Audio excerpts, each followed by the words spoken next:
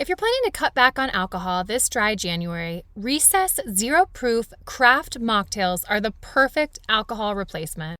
Recess has meticulously crafted familiar favorites such as lime margarita and grapefruit paloma, allowing you to savor the flavors and experience of these cocktails without the alcohol content. Throughout January, my listeners can take advantage of a special offer and get 15% off the Recess Mocktail Sampler Pack at takearecess.com/minimalist.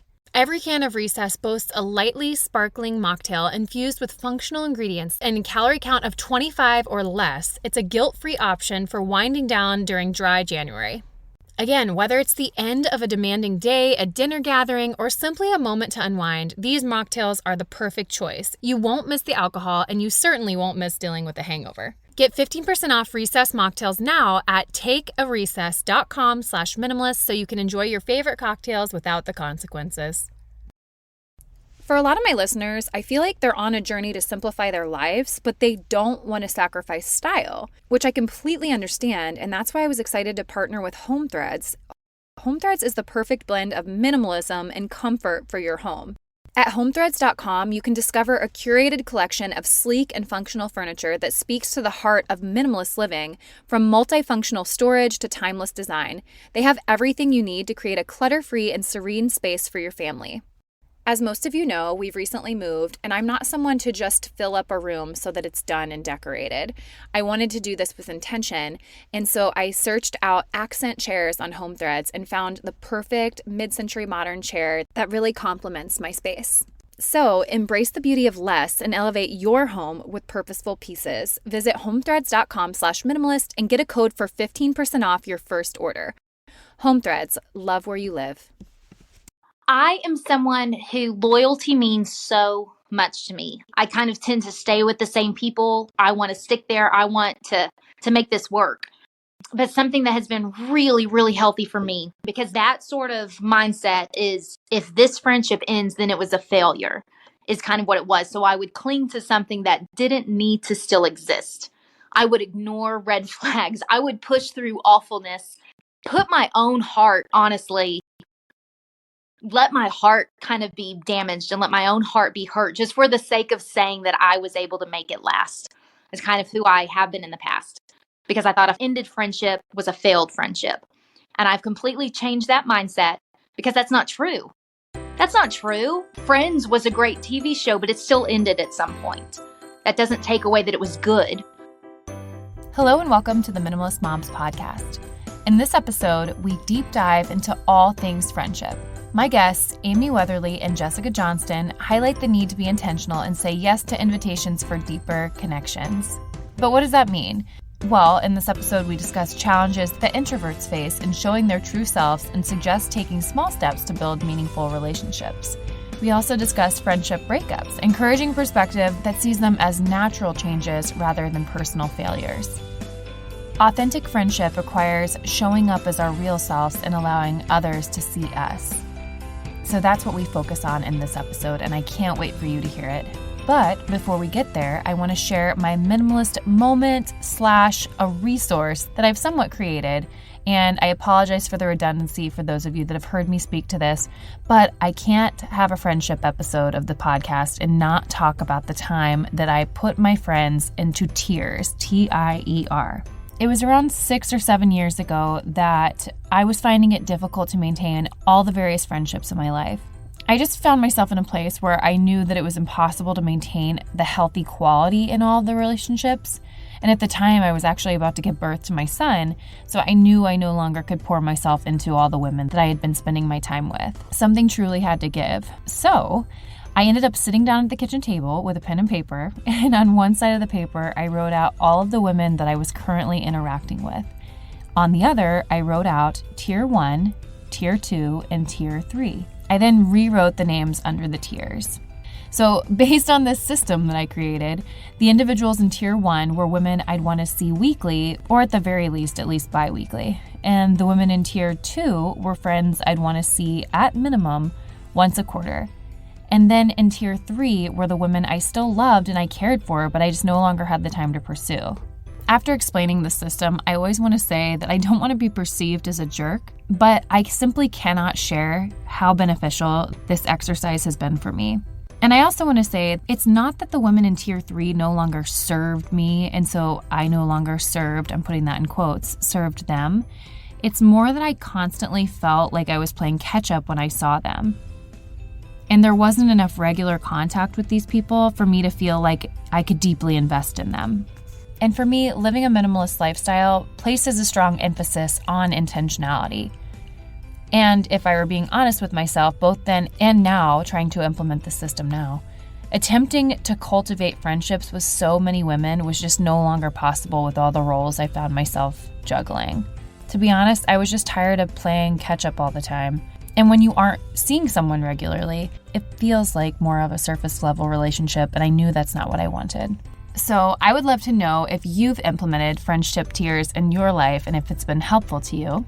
And again, I apologize for the redundancy for people that already know about that system, but I could not share that with this friendship episode today. So without further ado, let's get into the conversation with Amy and Jess.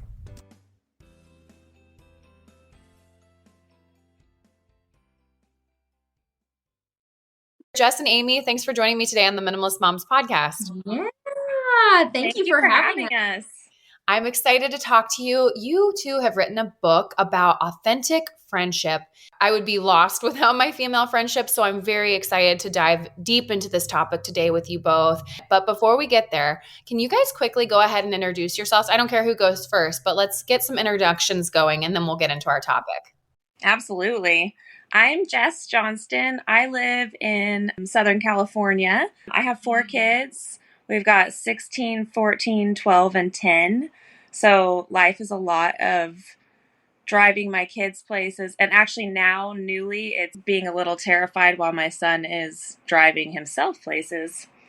And I have my own page, Jess Johnston, on Facebook. And then Amy and I started a page all about friendship together called Sister, I Am With You, and we absolutely love doing that. Yeah. My name's Amy Weatherly.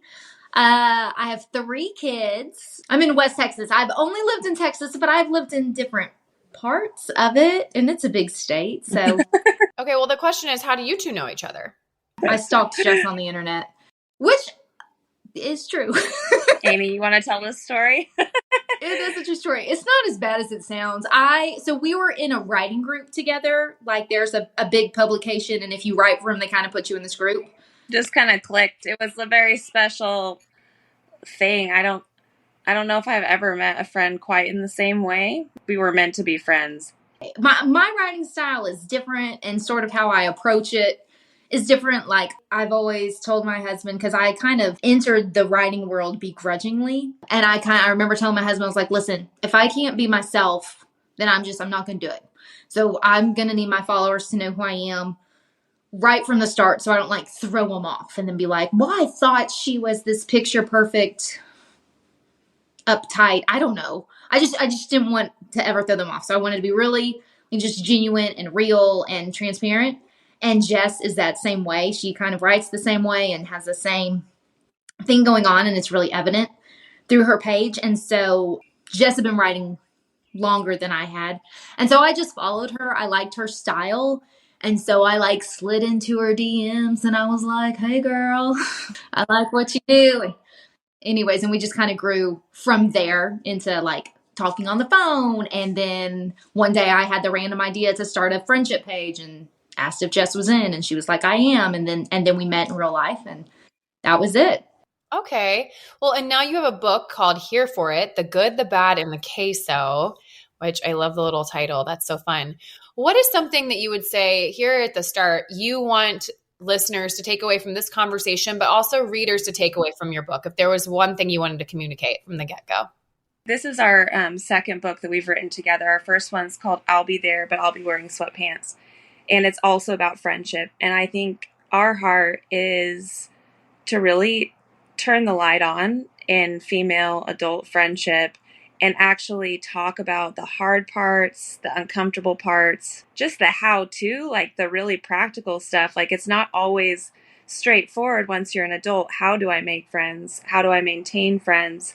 And we find that women often feel very isolated and alone in whatever they're struggling with, whether it's friendship or motherhood or whatever it is. So I'll be there really was the building blocks for friendship, and here for it. I would say that we are digging a lot deeper and talking about some of the harder things like friendship breakups. How do we handle it? When is it okay to let go? Things like that. So I just really want women to know that they're not alone in whatever it is that they're dealing with. Friendship breakups are super hard. Not that the whole book is about that, but that's one small piece. Friendship breakups are very hard. And I think it maybe as a society, or we don't talk about it very much, it feels like we should just get over it quickly or move on. But friendship is a really big deal. And the wins and losses are a huge deal. Yeah. Did you have anything to add, Amy? No, no, that is really what I would say too, is I really want women to know that they're just not alone. But I see that all the time, and friendship is possible for all of us. It's just, the truth is, every single one of us has some junk that we're going to have to unlearn. We all learned some wrong things growing up, and we just did. We thought that friendship would be like this fairy tale. We thought people would be perfect. That I think we felt like any kind of rejection was like a mark on our self-worth. And as a whole, I feel like women have gotten kind of bitter towards other women and like terrified of friendship and scared, and we feel like something's wrong with us and we don't want to put ourselves out there, and we think it's not worth it. But in the end, we were created for a community. We are a social species. We can't get away from that. We will always crave companionship and togetherness. And so there's just some stuff that we have to unlearn. There's some stuff that we've got to work through so we can get there. And it's not going to be perfect. It is going to be messy, but every woman is capable of it. I do genuinely believe that.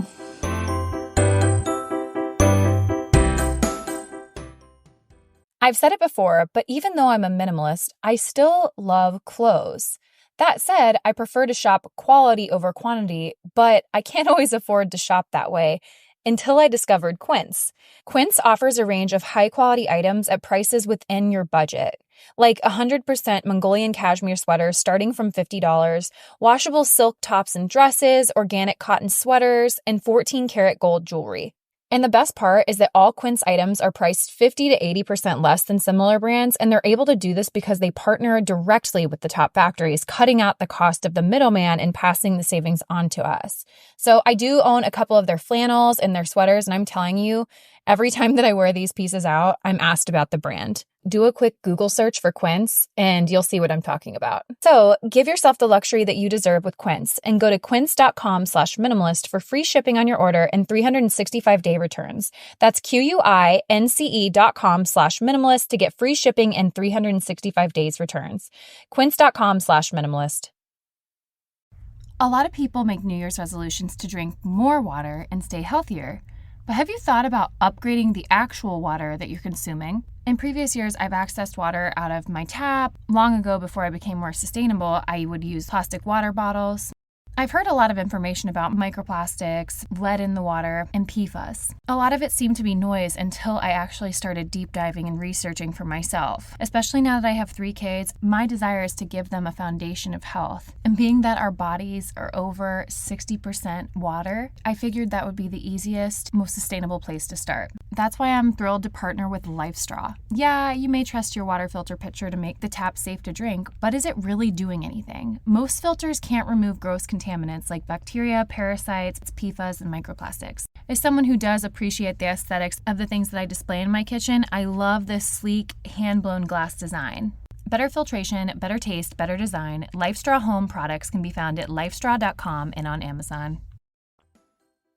I'm curious to know what you mean when you describe authentic friendship. What does that mean for you? And maybe what does that look like for the two of you? We have to get filter free when it gets to friendship, and we don't need to show every single person all are raw and real. There's definitely creating trust and seeing what's okay to talk about in a friendship. But we're so used to an Instagram filtered, this is what we present to the world. But if we don't show up as our real selves, they may not know it, but we will know it. And we will know that they don't love us for us because we're not showing who we are. So it's very important that we're not giving this, I have it all together, like playing a part in a play or something. If we don't show up and let them see our struggles or just the little things like, I'm really flustered and grumpy today, or whatever it is, we're keeping ourselves from being really known. I know that we can't feel true belonging and connection unless we allow people to actually see us. It is strange that people are meeting on the internet and that's how you both have met. But what if people aren't extroverted? I guess, how would you encourage someone to put themselves out there? Or if they are more introverted and that sounds like something they would never do, how do they meet people in person? I think the truth is, and I tell people this, and it is very hard because I am actually an introvert, but I have a lot of extroverted qualities. So I am friendlier than, I'm probably too friendly. Like Maybe I will have the friendliest person I've ever met. Yeah, like I leave every Uber driver and I'm like, I hope your sister's job interview goes well. I love to know people. You're like my sister-in-law. Yeah, like if you get on an airplane and you're like, man, I just want a quiet flight, then, you can't sit next to me because I really want to know who you are. I want to talk to you. I think people are just so beautiful. I think it's so interesting and such a cool thing to connect with other humans. But I actually love being alone as well. That is where I recharge. So I would say if you're introverted, just one of the things that you are going to have to do, and it is going to be hard, but you are going to have to get out of your house. Because if someone is knocking on your door and being like, I want you to be my friend, come out, you should not be friends with that person because they are likely trying to kidnap you. Something is wrong there. Like you will have to get out of your house and you will have to make an effort. And, and then you recharge as needed. Sorry, my dog is barking. He's a needy little fella. But it's just something that you're going to have to do. You're going to have to get out. Try to do one-on-one. Try to do one-on-one things. That is such a huge thing because people, we have this tendency as humans. And I think, I don't have any research to show this, but I think as girls, we were always told no, if they want you, they will pursue you. If they want you, they will ask you out. They will call you. They will come to you. And we got told that as romantic advice, but I think we took that as advice in general. Yeah. That quote that's like, if they wanted to, they would. And I think people use that all the time. And I'm like, no, that is so unbelievably self-centered. People may want to, but they're also busy. That's really good. But they are also trying to keep their family's life together. They are also guarded. They have also been rejected. They've also been hurt. They're also scared of friendship. To a certain point, we've all got to get over ourselves a little bit. Yeah. And just be willing to put ourselves out there on some level. And so I think all of us are waiting for someone to come and be our friend as though we need an invitation to make friendship happen. And we don't. This is our life. This is our life. You get one. It's your life. You don't have to wait for an invitation. You don't have to wait for someone to approach you. You don't have to wait for someone to talk to you. You have the power to give those things away. Even as an introvert, find one person. And that's what I had to do. It was years ago. And there was this mom group. And I realized, I thought that I was, friends with these women. And then I found out, no, they've been going out together for a long time. And I've never been asked to be a part of it. And my initial reaction was to sulk and tell my husband we needed to move. To sulk and be like, there is something wrong with me. Nobody likes me. I'm just not going to try anymore. And then I had to pause and be like, no, Amy, they're nice women. There's nothing wrong with them. They're just not including you. And that's fine. That's not really their job as a human. That's not something that they have to do. But who else is likely sitting at home alone? Who else could use a friend? And I really made myself think, okay, is there another mom that has maybe been left out as well? Is there someone? And I realized there's this woman who is new to town. There was another mom who'd recently gone through some stuff. And I was like, I bet they could use a friend and I can be that. And so I befriended them. I reached out to them and it just kind of started with getting over myself and kind of getting over my insecurity and just being like, I'm going to put myself out there because I do actually want friendship. I do crave this. And I'm not going to sit here and wait my whole life for someone to come and be those things to me, I'm going to give these gifts away. And so I think as someone who's an introvert, think of one person. Think of one who could use a friend. Yeah. And I would say too that when you are a big one, we hear a lot is the memes that are like, I want to be invited, but I'm not going to go. Sometimes we're straight up just regularly shutting the door on friendship. And I get it.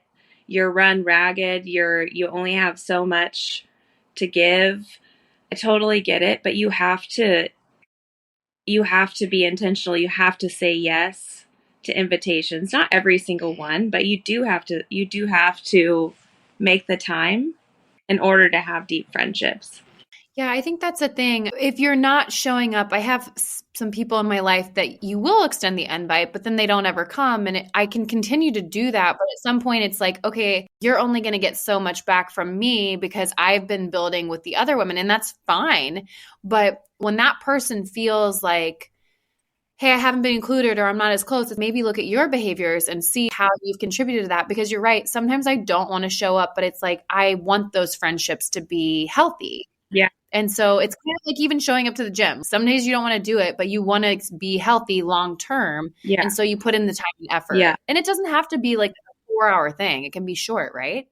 I know. I think we think very extreme too. Like we're talking baby steps. You do the things that you can do. You ask one person to coffee this month. Like it doesn't have to be extreme. Or you say yes to that one thing you've been putting off.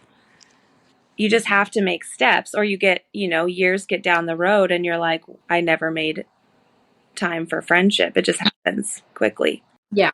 Well, and something too is it is awkward at first. It is awkward making friends. It is awkward going from being an acquaintance to being a friend. There is an awkwardness there, and that doesn't mean that the friendship isn't worth pursuing. That doesn't mean there's something wrong with the connection between you. This idea that there's like this friendship soulmates and I'm going to meet them and I'm just going to automatically know that doesn't really happen. It's really like a person that you meet and you're like, man, I see some good qualities in them. I'm going to keep finding out more. And there's something like, what is it, Jess? Like it takes like 100 hours or something of time spent with someone before you feel like a good friend. It takes a long time. Let it be awkward at first. It is, but at least it's something, at least it's something. Let it be awkward. Let it be weird. Yeah. My first date with my husband was poop. Yeah. But man, I love him now. I mean, it was a bad first date, but I'm just crazy about him. Yeah. So you just keep going. If you see red flags, then you are allowed to step back. But if you're like, no, this person really has a good heart. We didn't become best friends the first second that we met. That's fine. That's what happens in Disney Channel movies. Yeah. That's not what happens in real life. Don't overthink it. Yes. Don't overthink it. We overthink everything. We're like, well, I'm just a strange, weird person without skills. I should stay by myself. Like that was weird and awkward and it was definitely my fault. Like, no, it's just weird and awkward as you're getting to know people. You're kind of testing the waters. You're seeing, can I be real around you?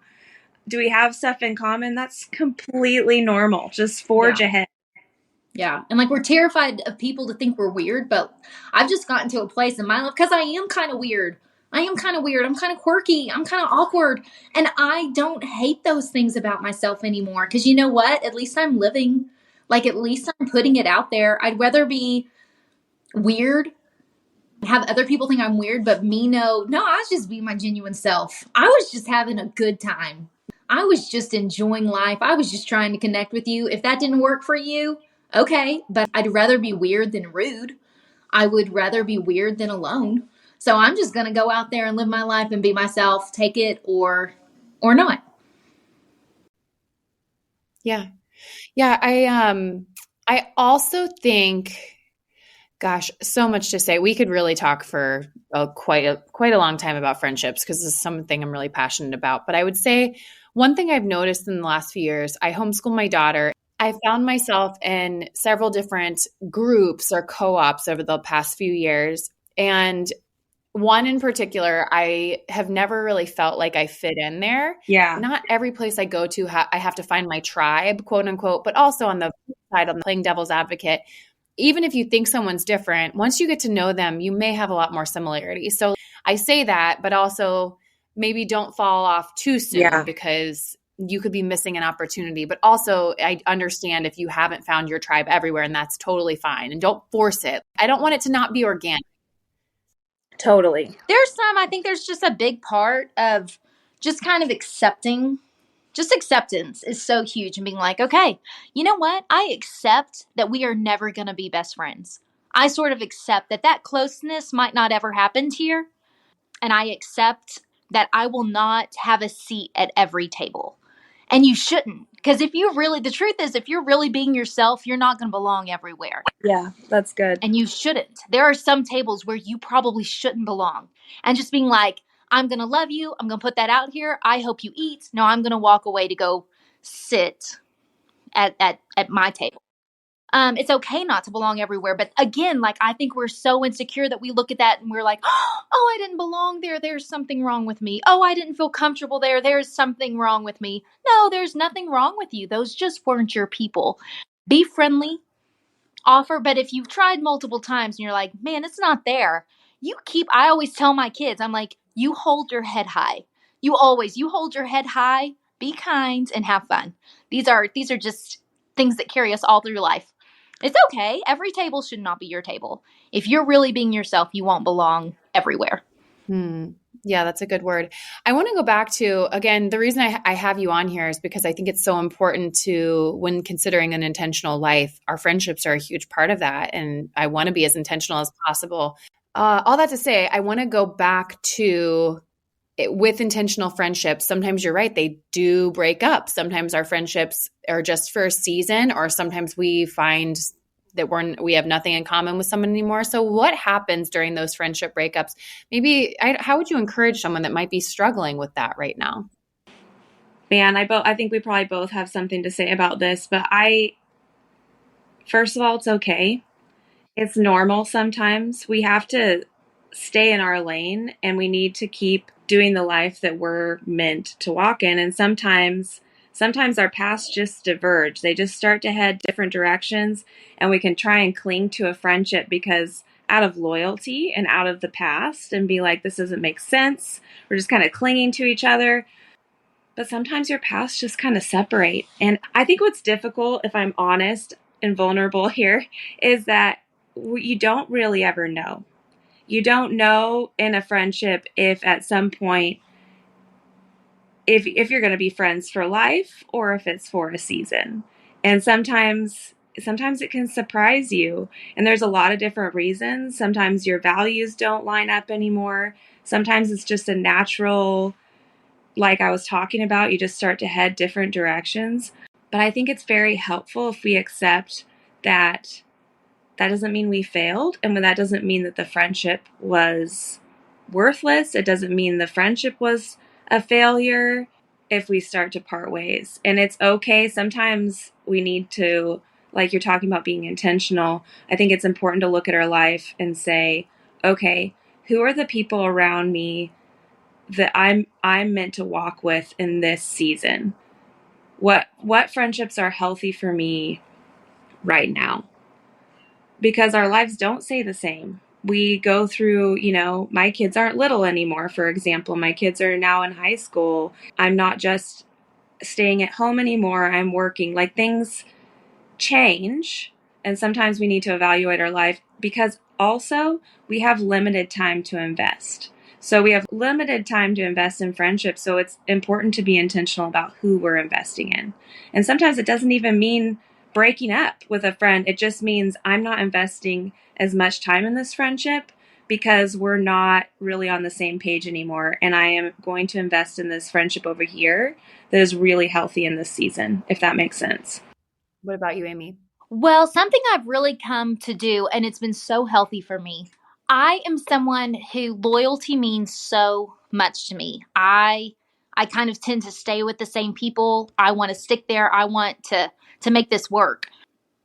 But something that has been really, really healthy for me, because that sort of mindset is, if this friendship ends, then it was a failure, is kind of what it was. So I would cling to something that didn't need to still exist.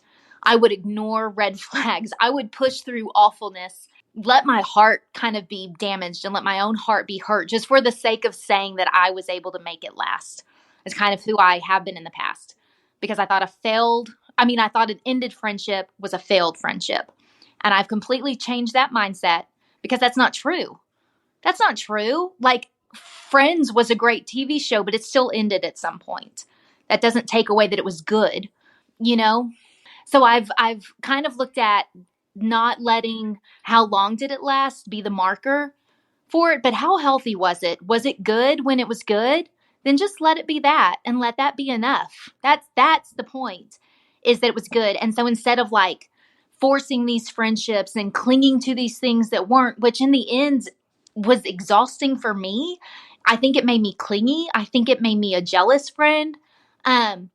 Instead of being like, okay, I have to make it last forever, I just look at it and say, I have to make it good while I can. I'm going to do my part to just make it good. And when that ends and the season's over, being able to release it and say, I still appreciate it for what it was. I still appreciate that there was still good there. There was good there. There was a reason for it, but I'm going to let it go. Because, and I think that using like a TV show is probably a good way to look at it. Like, some TV shows were really, really good. Ted Lasso, amazing. It only lasted 3 seasons. That doesn't take away the goodness of it, you know? So we have to stop looking at a failed friendship as being one that ends, because that's just not true. I think for me, I used to be such a jealous friend. And I will say my little quick tip for getting over this in my head, I had to switch it and say, Diane is the only Diane. And even if that person is friends with multiple different people and they have a unique relationship with those people aren't Diane. And I'm not Abby. I'm not Abby. And I will never be Abby, and Abby will never be Diane. And so our relationship with that person is always going to look different and always be the authentic relationship, because it doesn't mean that one's better or worse or stronger or whatever. It's like, no, you are only yourself to this person, and you can't be replaced because you are you.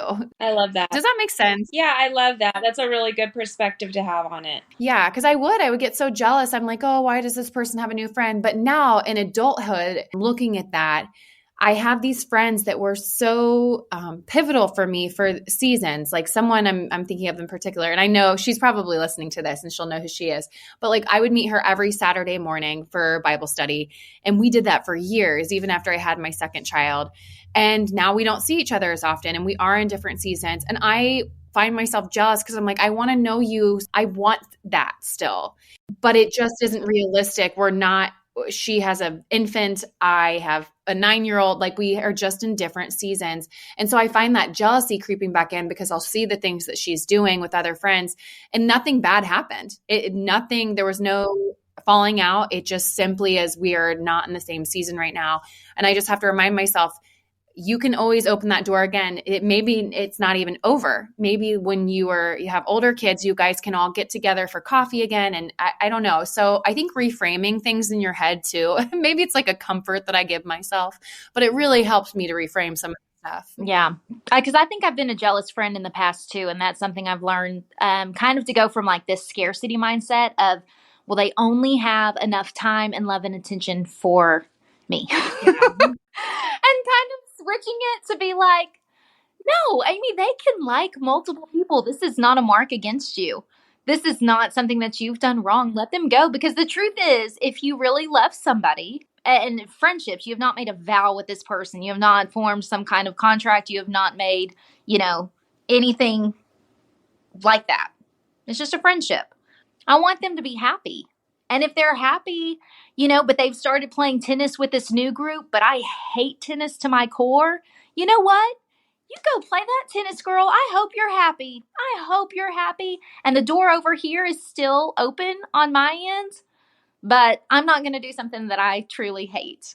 Do you know what I'm saying? Yeah. And kind of just like, no, there's abundance. There's enough for all of us. Yeah.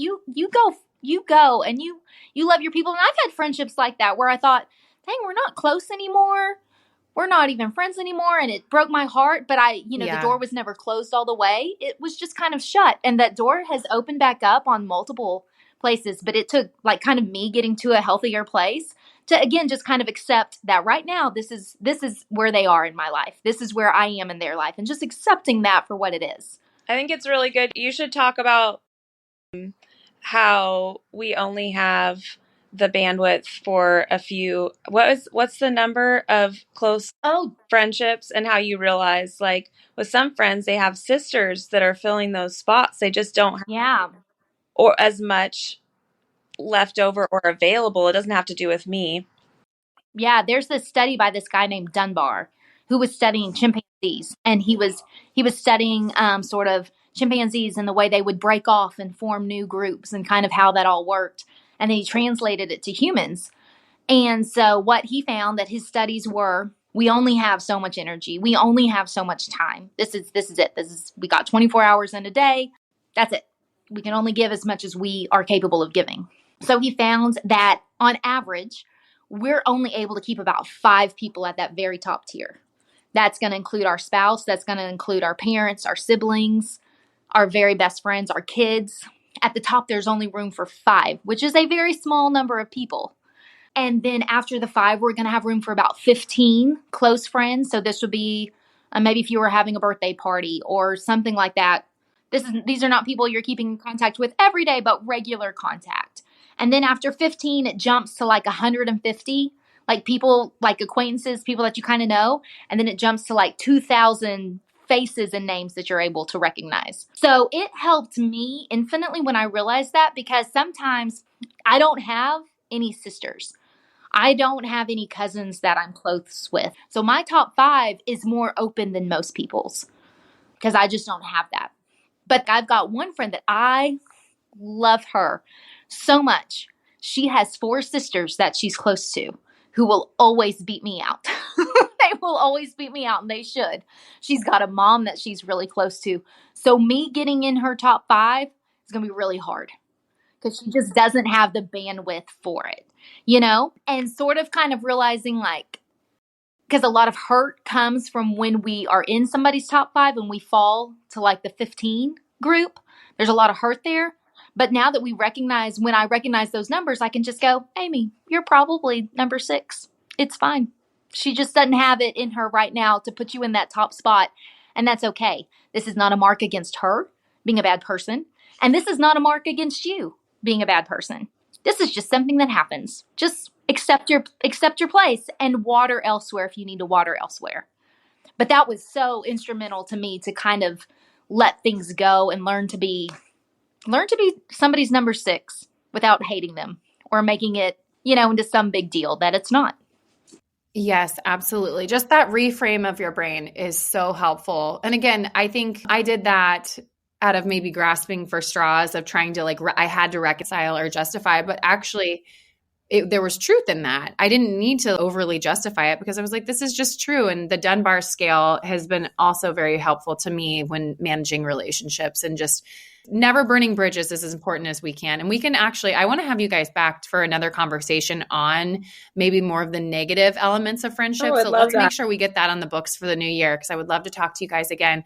Kind of wrapping things up here, where can listeners connect with both of you online and grab a copy of your new book?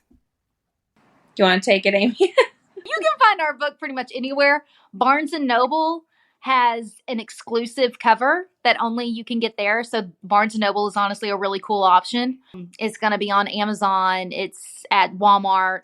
Those places. We love indie bookstores so much. Another really cool thing is the audio version. I'm pretty partial to. Jess and I recorded it ourselves. So the audio version is a really cool option as well. Our Facebook page is Sister I'm With You, and Amy is Amy Weatherly. That's another page. She is very fun all the time. And mine is Jess Johnston, and it's Here for It, the Good, the Bad, and the Queso. Awesome. Well, as we wrap things up here, I'm going to ask you the 2 questions I ask every guest, but I do a beneficial resource and then what can't you stop talking about. So whoever wants to say their beneficial resource or what you can't stop talking about, or you both can answer both. The thing I can't stop talking about, and because I am a person who is always obsessed with something and can't stop talking about it, my recent thing is I'm pretty into cold plunging. Oh, yeah. So I've been getting in the ocean every day, which has been really amazing. Crazy. I know. That's awesome. And totally new for me, but I'm pretty obsessed with it right now. That's so cool. You can cold plunge in the ocean. All right. Go ahead, Amy. Okay, mine is super basic. Mine is like the most basic. I'm almost embarrassed to say it. I cannot stop talking about Taylor Swift and Travis Kelce. No, that's a good one. They're so cute. They're so cute. I hope they're still together when this podcast comes out. It's so basic. I'm really embarrassed of that, but I can't think of anything else. My family and I can't stop talking about that either. I am happy for her. All right. Well, besides your book, quickly give me a beneficial resource that you both have loved and found just that has been helpful to you, or maybe over the past year or just in your life. I would say Enneagram, the podcast Typology, I find really helpful for just understanding your type and also relationally. Amy and I, that's one of the first things we bonded over, actually. She's an Enneagram 9, I'm an Enneagram 7, and we totally nerded out about it. But it's such a great tool for all your relationships. And I can't shut up about that either. And I've been talking about that for a while now. I'm a 7 too. You're both 7s? Mm-hmm. Oh my gosh, y'all just go out and party. Go say yes to everything. I'm gonna be back here. That's so fun for y'all. Okay, what about you, Amy? Well, I'm a 9, but that might not have been what you were asking. A social 9. So she flies under the radar. I'm gonna say I love the Happiness Lab podcast. I've learned some good things on there.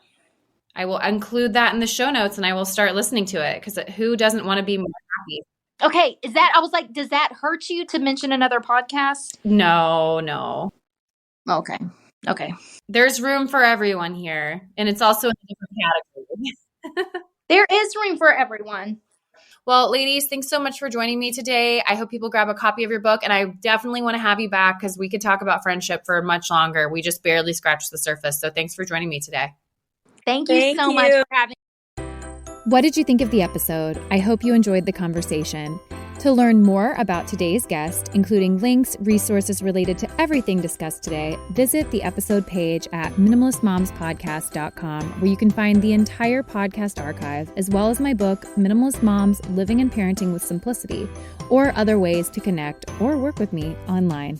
If you'd like to support the podcast, the easiest and most impactful thing you can do is subscribe to the show on iTunes, Spotify, or YouTube, or wherever you listen to podcasts, and leave a rating or review of your favorite episode. Lastly, sharing the show or your favorite episode with friends on social media is very helpful and will encourage others on their journey to think more and do with less.